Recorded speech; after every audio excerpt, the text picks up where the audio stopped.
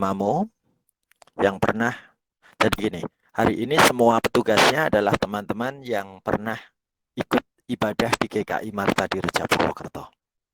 Nanti waktu pembacaan segala macam, ya, aku mau mendata dulu, aku mau tulis satu-satu nama teman-teman kita yang pernah ke GKI Marta di Reja Purwokerto. Ya, ayo, boleh berurutan.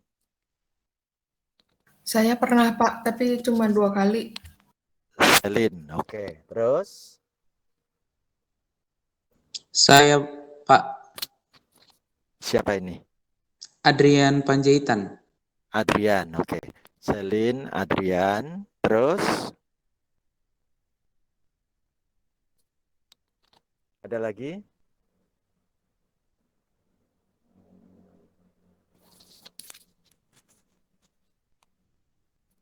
Oke, kalau gitu aku mau minta tolong nanti Selin yang buka doa pembuka, Adrian yang doa penutup nanti ya. Yuk, silahkan Selin nyalakan mic.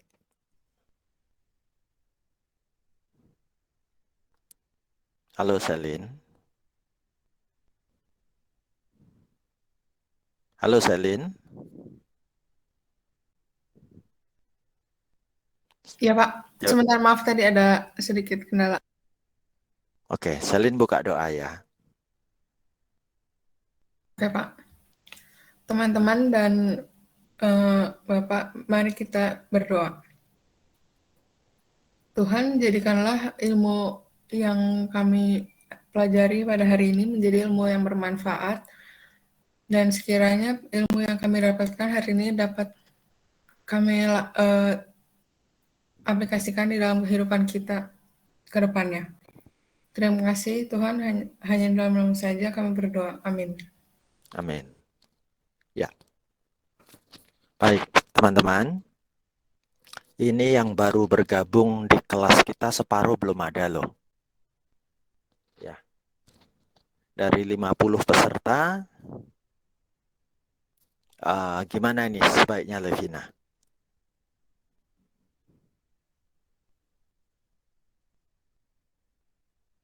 Halo Levina, penyelenggara grup. Iya Pak, bagaimana? Ya, teman-teman kita yang bergabung di kelas kita ini belum ada separuh nih. Iya Pak, baru 22 orang. Betul. Enaknya gimana ya? Kita tunggu dulu.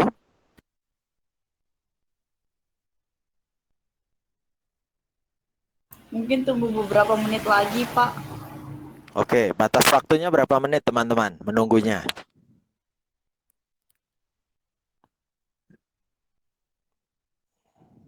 Lima aja, Pak.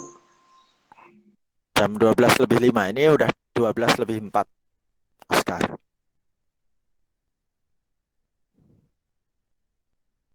Oke, 12 lebih 5 kita starting ya. Ya. Levina, nanti tolong aku di screenshotkan pesertanya yang datang di kelas ya. Tidak harus pakai foto. Levina dengar?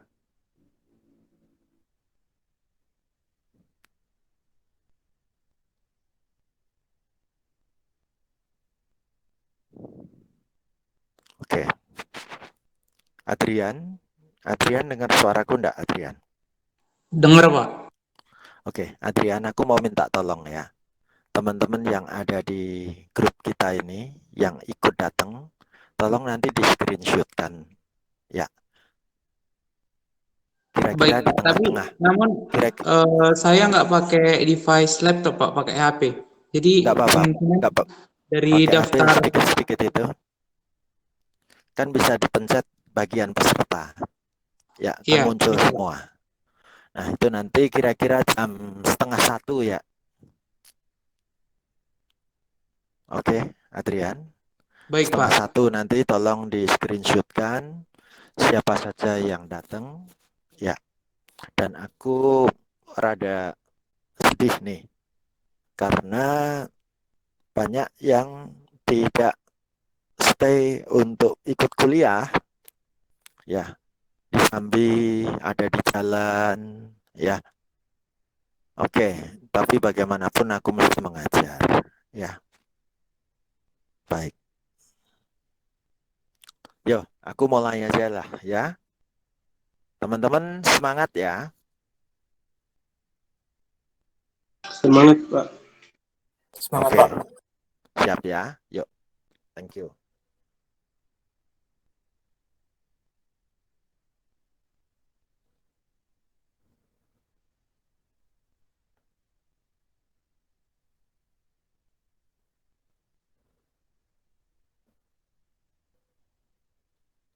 Teman-teman, materi kuliah kita sudah munculkah di tayangan?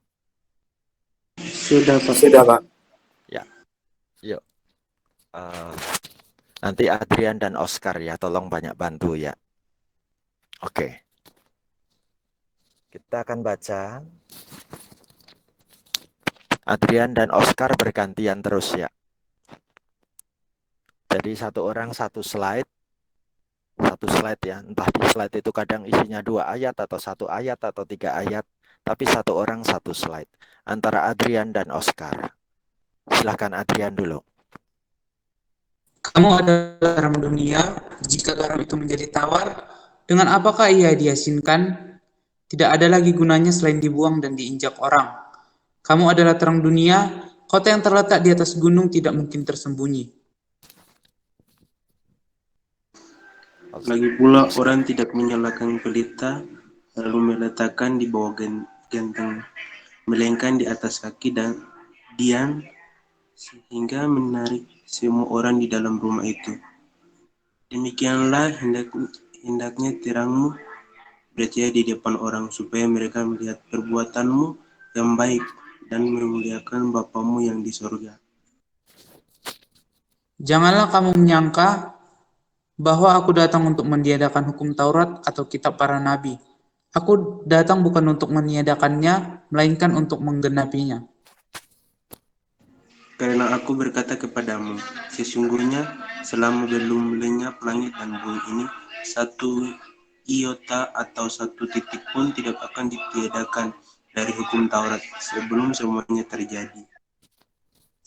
Karena itu, siapa yang meniadakan salah satu perintah hukum Taurat, sekalipun yang paling kecil, dan mengajarkannya demikian kepada orang lain, ia akan menduduki tempat yang paling rendah di dalam kerajaan sorga.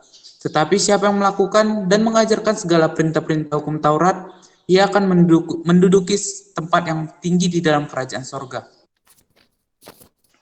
Maka aku berkata kepadamu, jika hidup keagamanmu tidak lebih benar daripada hidup keagamaan ahli-ahli Taurat dan orang-orang Farisi, sesungguhnya kamu tidak akan masuk ke dalam kerajaan sorga.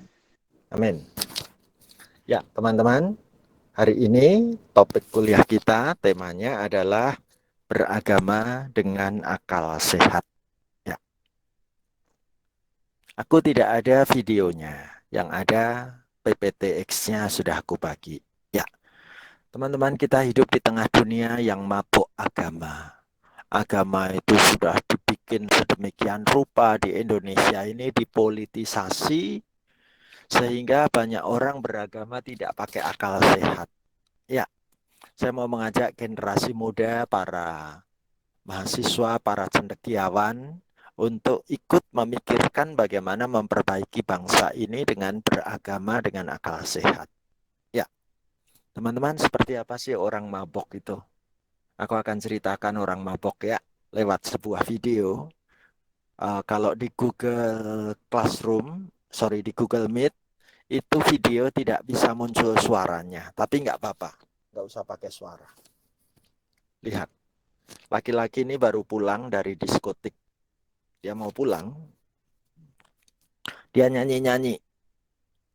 Dalam keadaan jalan sempoyongan, mau pulang, tapi dia tiba-tiba nemu pohon dan dia kepingin kebelet pipis. Maka dia kencing di bawah pohon. Ya, selesai kencing, dia bermaksud pulang. Tapi waktu mau pulang, aduh, aku kok nggak bisa ninggalin pohon ini. Jangan-jangan pohon ini ada setannya. Habis aku kencingin, aku nggak bisa pergi dari pohon ini. Dia udah takut. Dia telepon temannya. Bisa bantu aku enggak? Aku nggak bisa pulang. Aku terikat di pohon. Aku nggak bisa gerak nih. Mungkin aku dosa. Temennya datang, tunjukin lah sabukmu yang diiketin di pohon gitu. Ya, kamu mabok. Sana pulang gitu. Oke, teman-teman, itulah gambaran orang mabok. Melakukan sesuatu tanpa mengerti arti dan maknanya. Gitu ya. Nah, kita juga bisa lihat satu kali dilakukan penelitian terhadap perilaku orang-orang Kristen sepulang dari gereja. Ya, jadi diperlakukannya gini.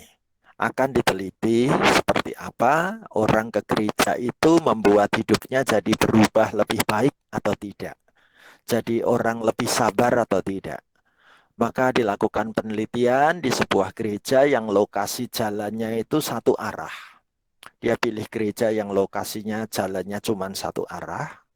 Dan gereja itu nanti harus lewat, karena satu arah, harus melewati pulangnya itu lewat panti wereda, panti jompo, tempat orang-orang lansia.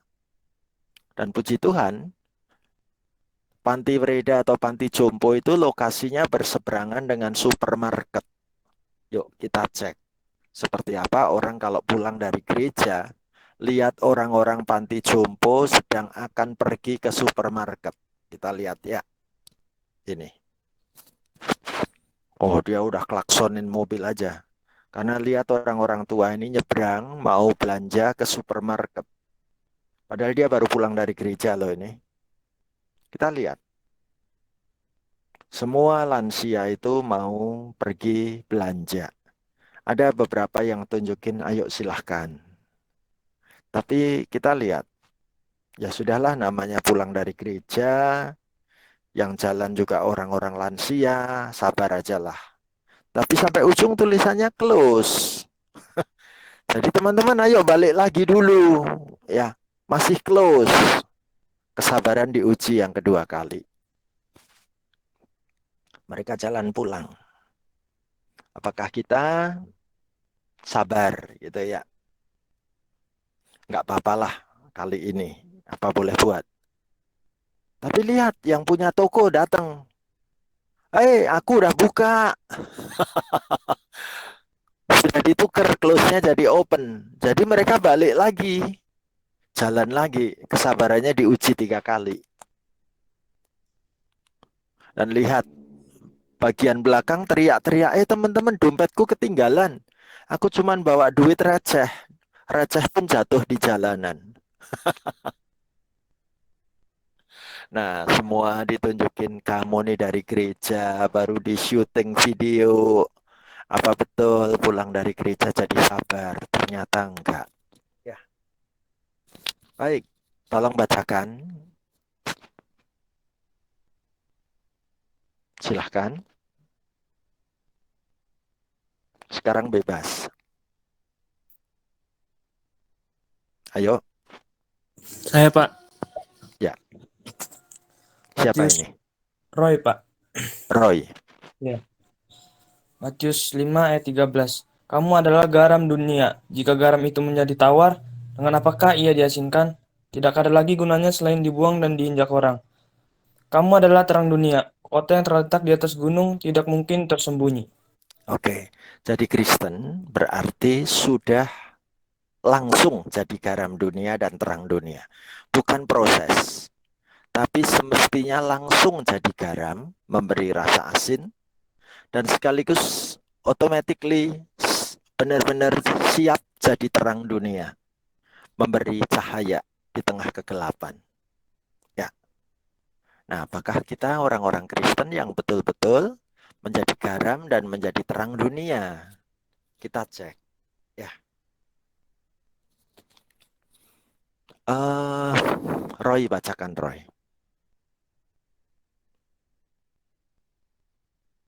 Baik, Pak. Seorang wanita akhir-akhir ini rajin sekali datang ke gedung gereja, hanya ingin berdoa sendiri di sana. Hampir setiap hari, wanita ini pasti menyempatkan diri masuk ke gedung gereja untuk berdoa. Namun wanita ini sekarang berasa sangat terganggu karena setiap masuk gedung gereja, ada sosok laki-laki badannya penuh tato, rambut acak-acakan, telinganya bertindik yang pasti juga ikut datang ke dalam ruang doa. Teman-teman, ini wanitanya. Dia tiap hari datang ke gereja untuk berdoa. Tapi akhir-akhir ini kalau dia baru berdoa, selalu ada laki-laki yang penampilannya acak-acakan gini nih. Telinganya bertindik, badannya penuh tato. Ya, teman-teman, untuk membaca cerita ini diperlukan bantuan seorang wanita menjadi ibu dan satu orang menjadi laki-laki ini. Aku mau tanya dulu, siapa mau jadi ibunya dan siapa mau berperan jadi cowok yang satu ini? Ayo, sebutin nama dulu. Mari.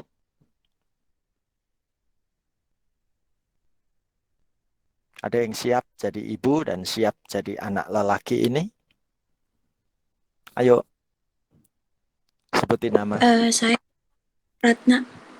Ratna. Ratna jadi ibu ya. Siap ya. Terus yang jadi laki-lakinya?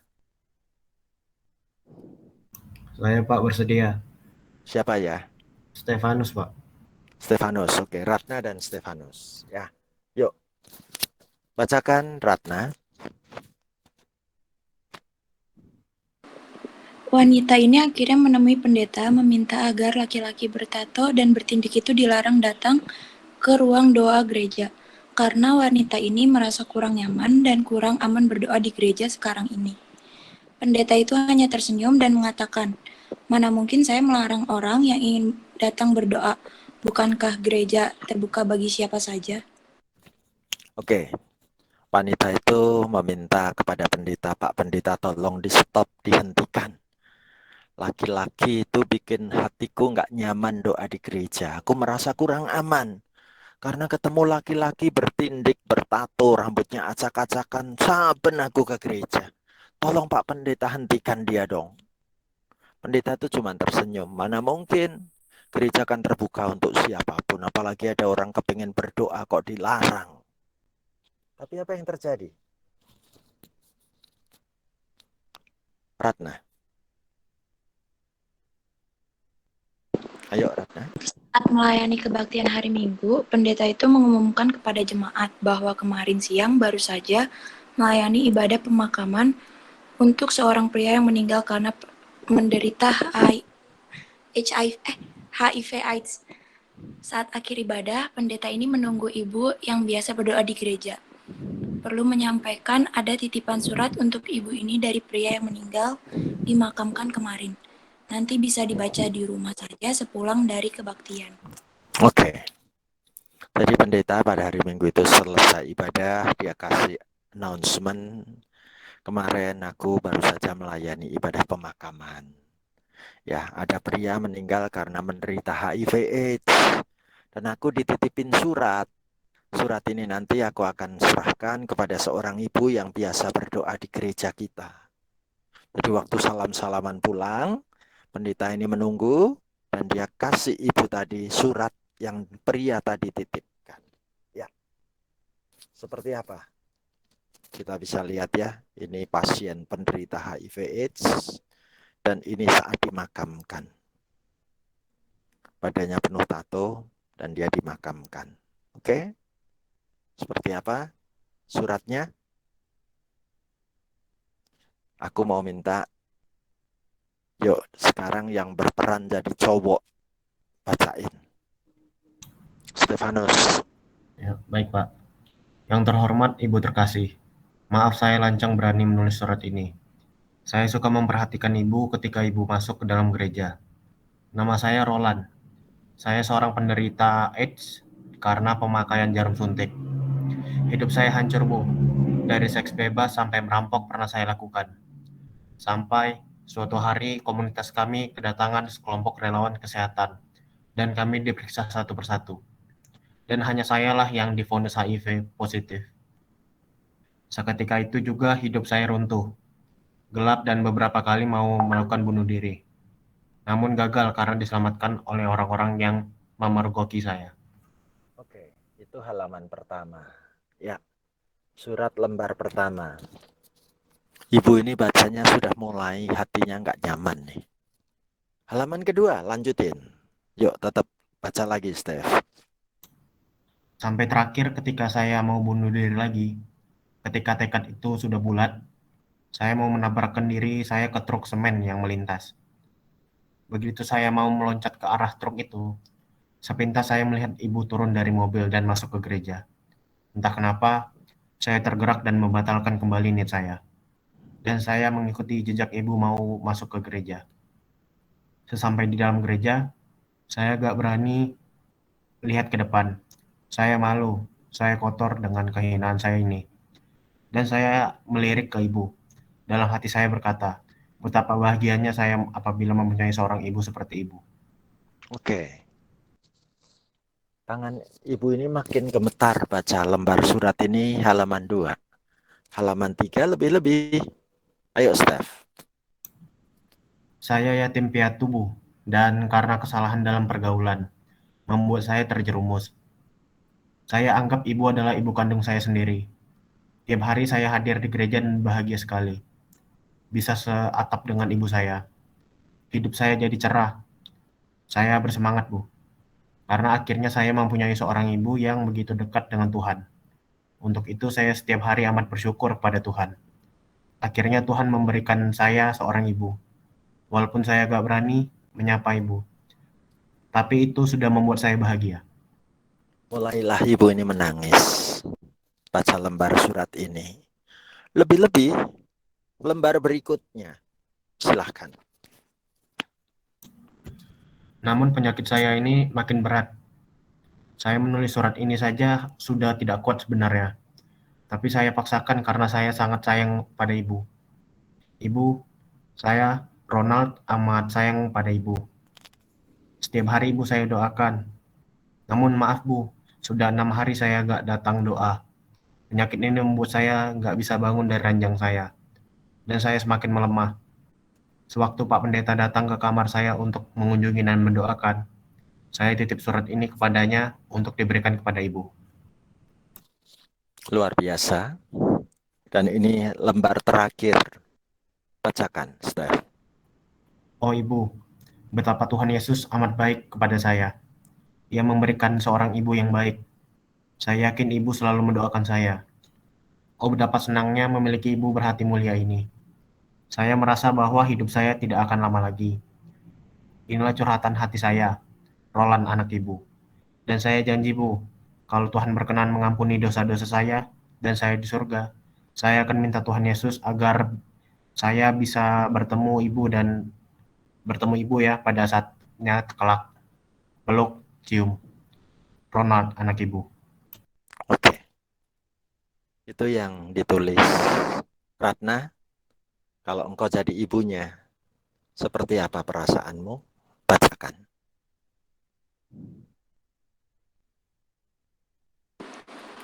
Sedih, Pak. Nangis sih, pasti. Oke. Silahkan baca. Ibu ini membaca dan dengan berteteskan air mata, merasa malu dan tidak layak sebagai seorang Kristen yang rajin berdoa. Hatinya tidak seperti yang disangka Roland. Apalah arti ibadahku selama ini? Rajin berdoa ke gereja kalau hatinya suka membedakan manusia.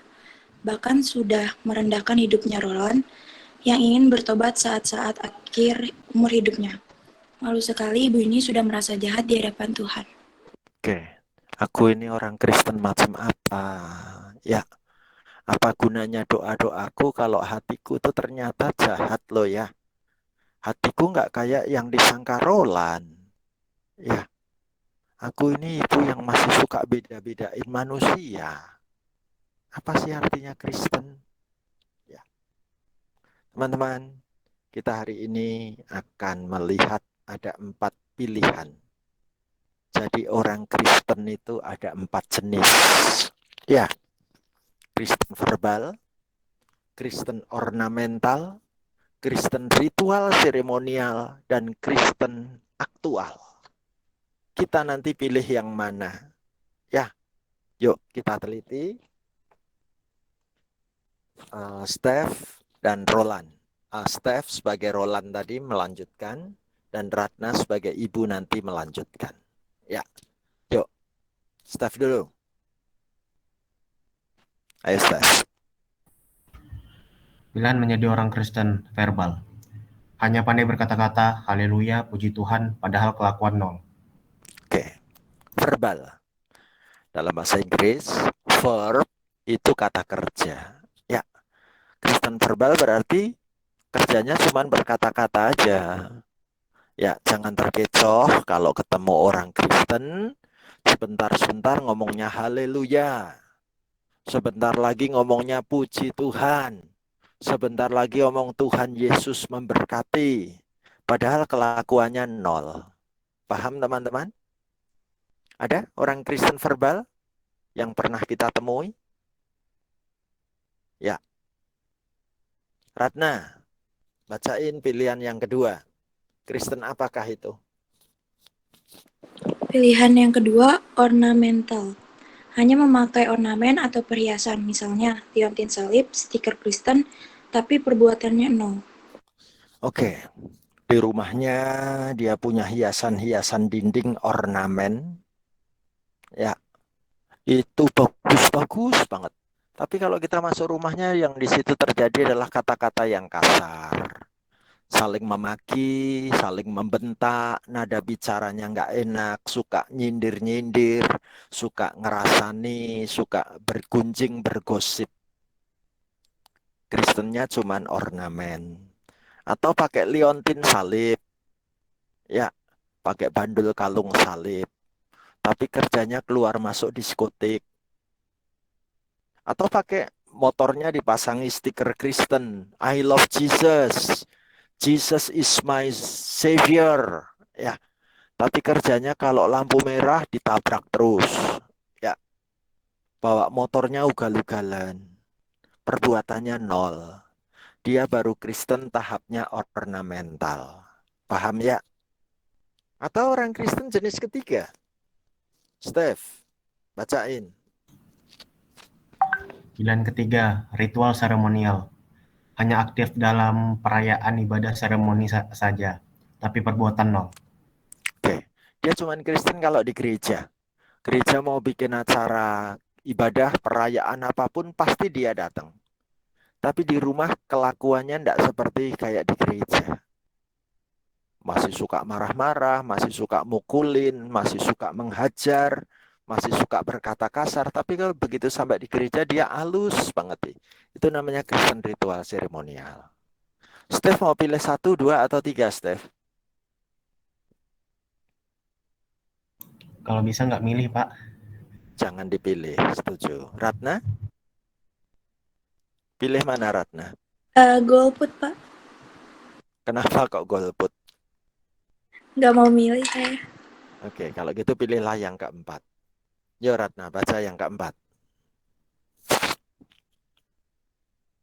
Yang keempat, aktual, to act, bertindak. Kristen yang nyata dalam sikap perbuatan sehari-hari. Oke, kalau mau jadi Kristen, Kristen yang bertindak. Kristen aktual, sehari betul-betul sikapnya itu sikap orang Kristen. Setuju, Ratna? Setuju, Pak. Mau pilih yang ini? Atau masih golput juga? Yang keempat. Oke, baik. Ya, teman-teman. Seperti apa orang Kristen aktual? Kita dengar ceritanya ya. Aku mau minta tolong Grace. Grace yang pernah ke GKI Marta Dirja ada? Sudah datang Grace? Iya Pak, saya. Oke, Grace tolong bacain kisah terakhir ini ya. Atau sorry, ini dibacakan dulu oleh Stefanus, tolong bacakan Matius 5 ayat 20. Steph tolong bacakan. Baik, Pak.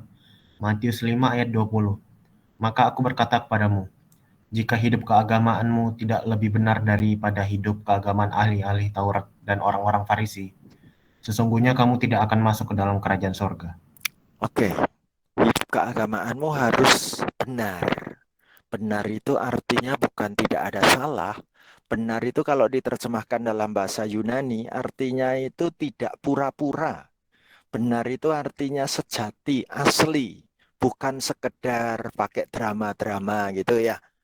Hidup keagamaanmu itu harus asli, nyata. Nah, tidak seperti ahli-ahli Taurat orang-orang Farisi. Ahli-ahli Taurat orang-orang Farisi itu sering kita temukan di zaman sekarang, di zaman yang mabuk agama.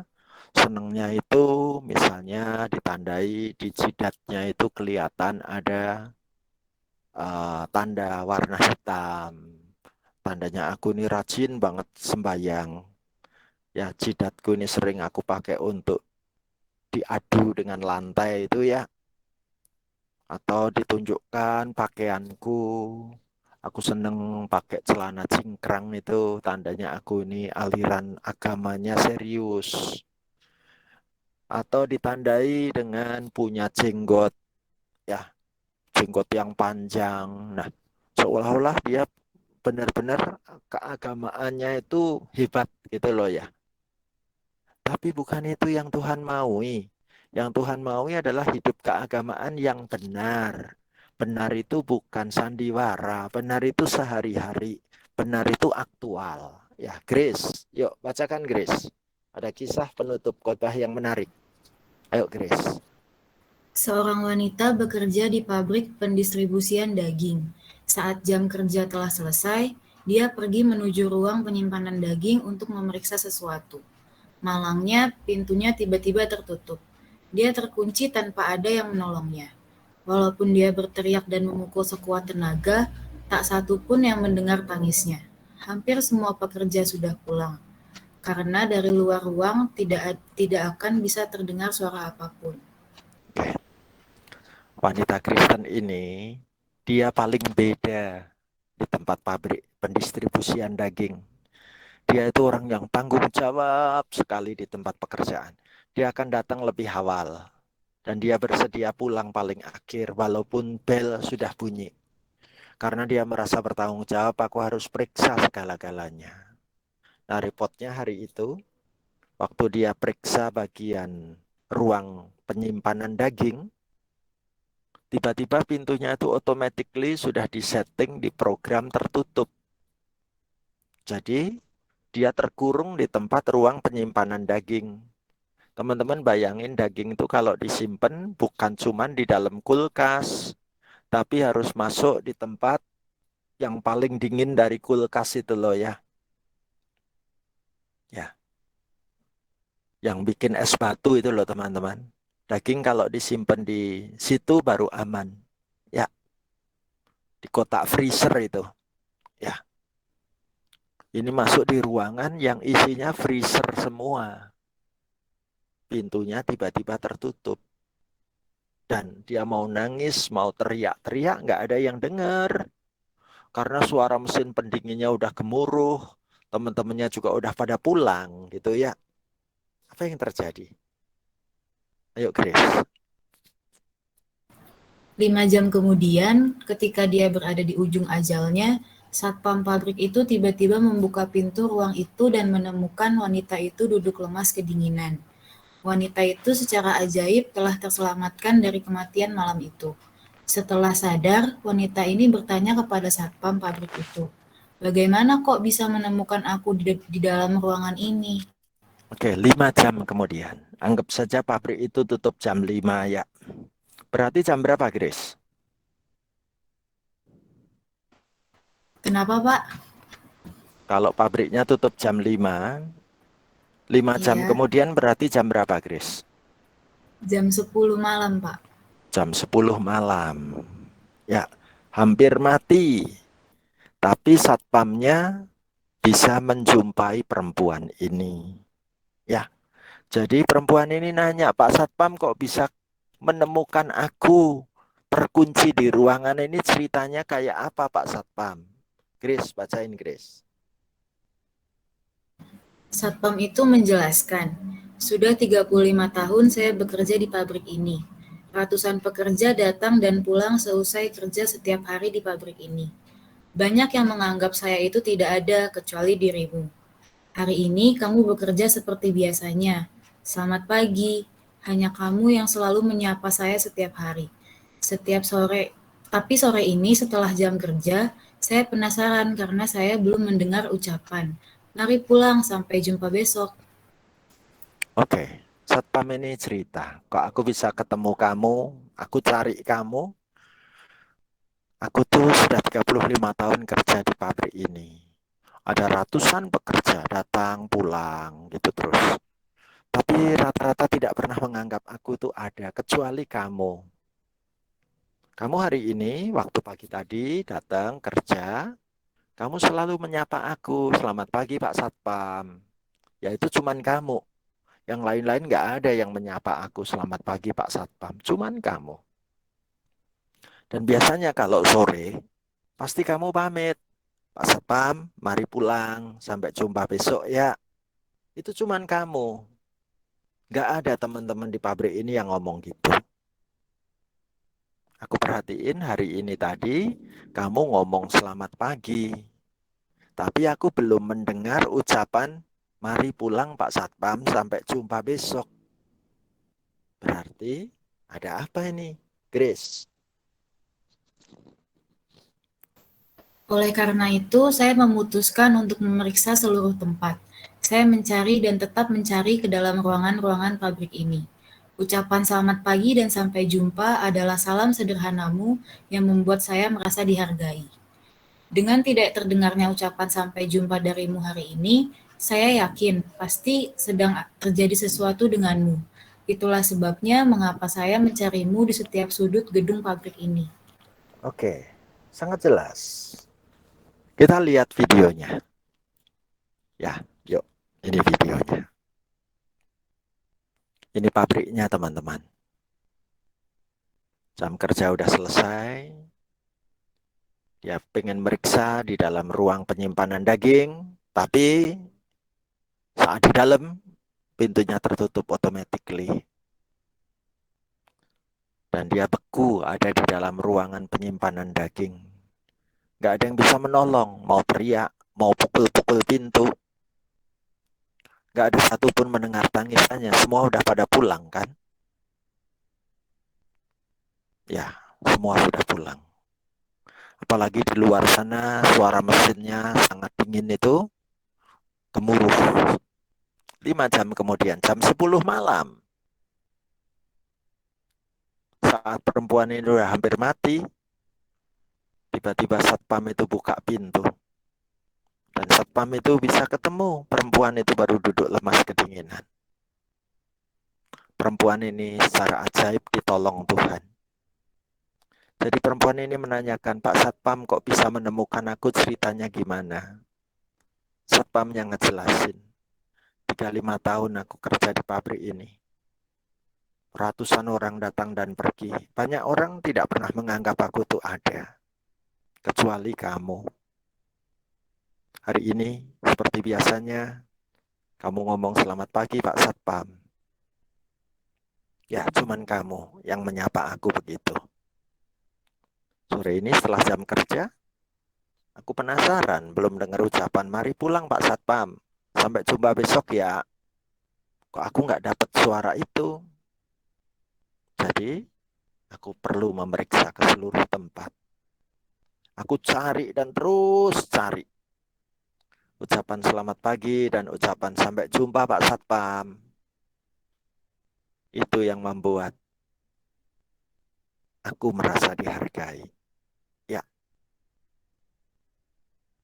Dengan tidak terdengarnya ucapan sampai jumpa Pak Satpam, berarti ada sesuatu terjadi padamu. Makanya aku cari di semua sudut ruangan gedung ini. Dan akhirnya ketemu di tempat yang terkunci dari luar tadi. Yuk kita belajar ramah, menyayangi, menghargai orang yang di sekitar. Coba berikan kesan terhadap orang-orang yang berpapasan dengan kita. Jangan cuek. Ya, kita tidak tahu apa yang terjadi di kemudian hari. Oke, ini namanya beragama dengan akal sehat. Ini namanya Kristen aktual, nggak banyak teori tapi prakteknya oke. Deal teman-teman? Ya, materi kuliah kita sampai di sini. Sudah selesai. Ya, aku tutup materi kuliahnya. Aku balik dulu. Sini. Ya. Baik. Ya. Ada pertanyaan tentang materi kuliah kita, teman-teman?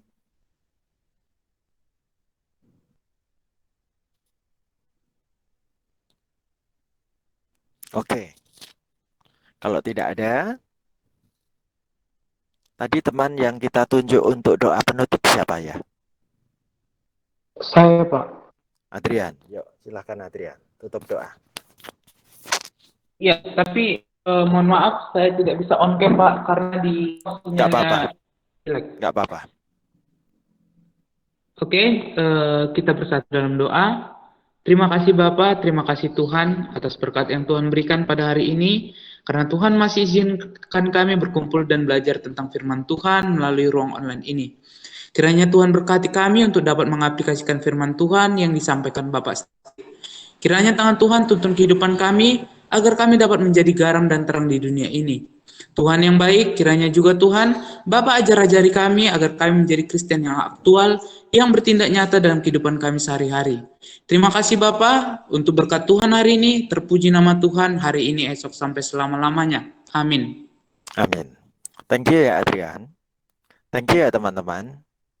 Oke, tadi sudah di screenshot kan? Ya. Thank you, sampai ketemu di Jumat depan.